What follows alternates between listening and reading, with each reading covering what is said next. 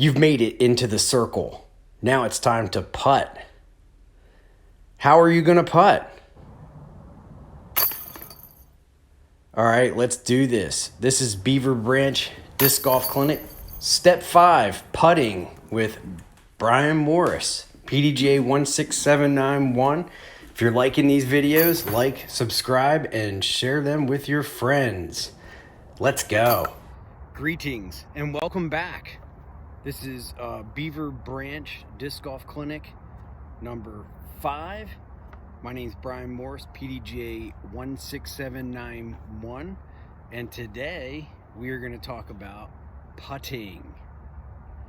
Putting, probably one of the most important aspects of the game. Top pros, they measure all the statistics, circle 1x, circle 2, all of those things, and you literally, drive for show and then you putt for dough. It is completely true. So what we're going to do is we're going to look at a couple different putting styles that I use, and those two are going to be your standard staggered stance, where you do a weight transfer and putt, and the other one is going to be the straddle putt. So there's spin putters and push putters. Essentially, I kind of classify myself as a push spinner. Push putters usually putt and they try not to spin the disc too much. There's got to be some rotation, obviously, but when they hit the chains, if there's no spin, there's more of a tendency for it to drop straight down. If it's spinning, it might have the chance to catch chains and spin out off of them. So you'll find people have both varieties or a combination of the two. But for right now, let's take a look at the standard staggered stance putt. All right, up first, we are going to do the staggered stance. So my plant foot is my right foot, my back foot is my left here, and I'm right-handed. So I am planting this back foot, and this back foot is planted so that I can push off of it and transfer my weight forward all the way through my core and then through the disc as I project it towards the basket. Okay, you want to develop some flow with this. I always like to make sure my shoulders are square facing the basket as I do this, so I'm not turned sideways, and I am just transferring my weight. Pushing off the back foot, transferring the weight, maintaining balance.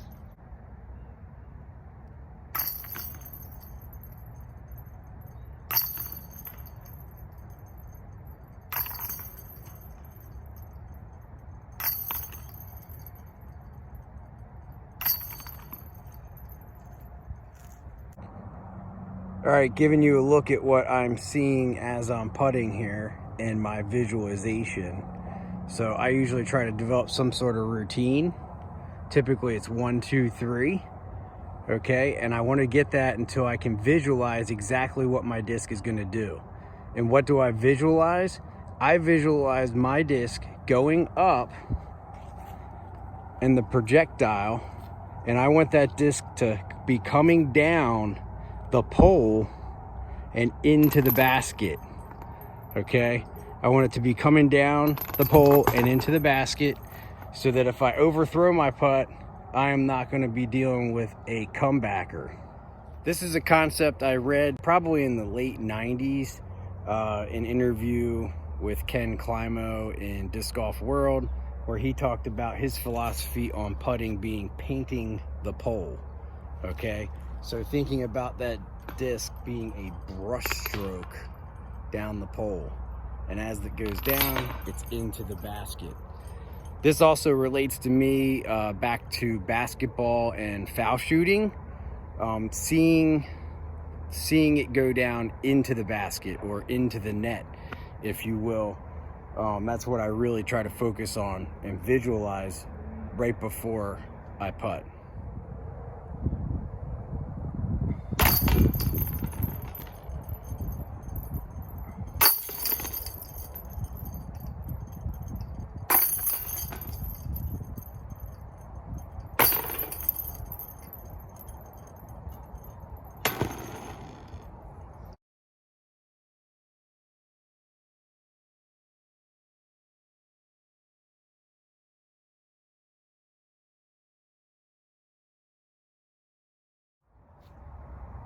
And just to let you guys know a couple things, I'm putting with daggers right now, and I am using a fan grip when I'm putting inside the circle.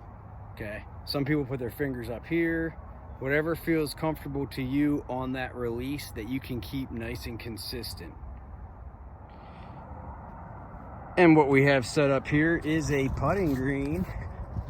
We've got all the feet marked out up to 66 feet. We also just want to note that you must maintain balance when putting when you're inside the circle or 33 feet. And this just keeps going all the way out over there, so you get every different wind direction. All right, our second type of putt is the straddle putt, because you are going to be straddling out. This helps if you're trying to get outside of a tree or an obstacle in the woods. So you can straddle either way, to the right, left, trying to get around. And I recommend practicing these. Essentially, you want your weight on the balls of your feet. So over top of you want your weight over top of those balls, so you can bend your knees a little bit and get into the action. And you're gonna do the same thing. You're gonna send energy up through your legs, through your core, and explode into the basket. Now you have to maintain balance if you're within 33 feet, but definitely something good to practice. Some people find that straddle putt is their more accurate putt. Myself, if I'm not shooting well with my staggered putt, I'll sometimes switch to a straddle putt and do a Jedi mind trick, if you will, and gain more focus, because I just kind of switched up how I was putting.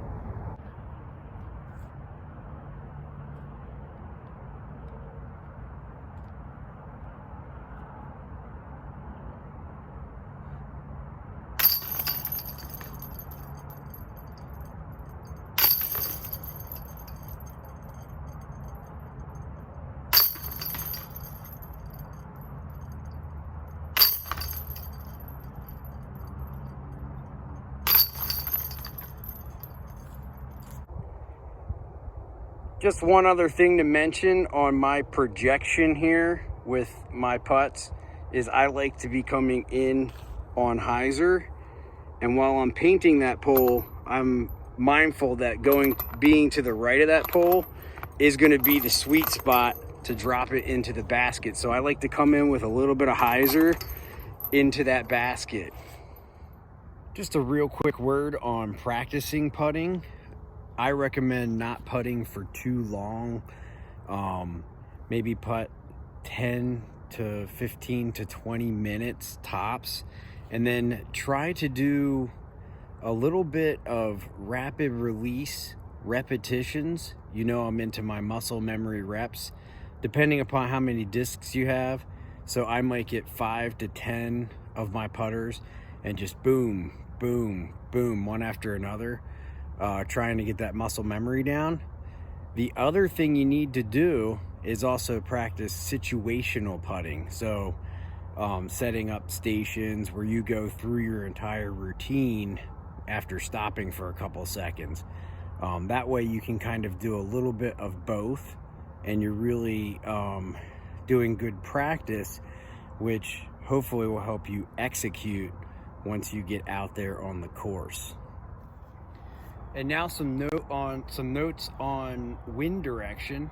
I was hoping to actually have a little bit of wind out here. Right now there's a little bit of wind coming straight at us from this direction, but it's only at like 5 miles per hour, so it's not very good.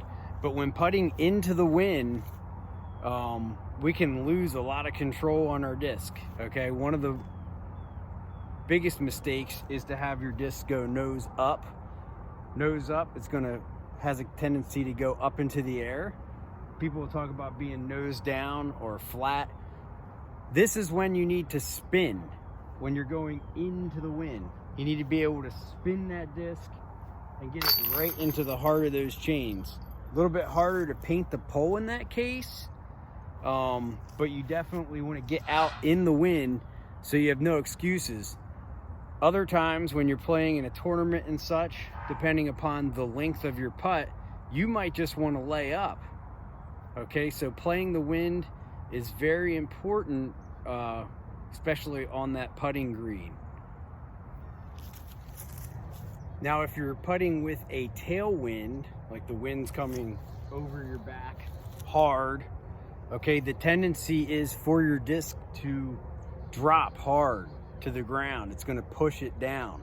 So it's sometimes important to practice with the wind, because what's going to happen is you want to get more height on your putt so that it's coming down into the basket. It'll naturally get smushed down. There's only a really light wind right here, and it all depends upon the speed of the wind and the feel you have for your discs and for your putts. Now, if wind is coming from your left to right, you have to watch out you don't expose the flight plate, the bottom of your disc, too much, because it could loft off to the right.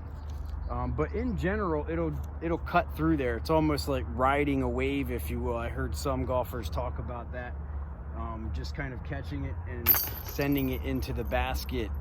The hardest wind, probably besides the headwind, is when you have a wind coming from the right to the left. Then it's the same deal. If you have edge up, like I like to have a little bit of hyzer on my putt, then it can really blow a lot more. So sometimes if it's a heavy right to left, I'll be making sure my disc is very flat when I'm trying to paint that pole.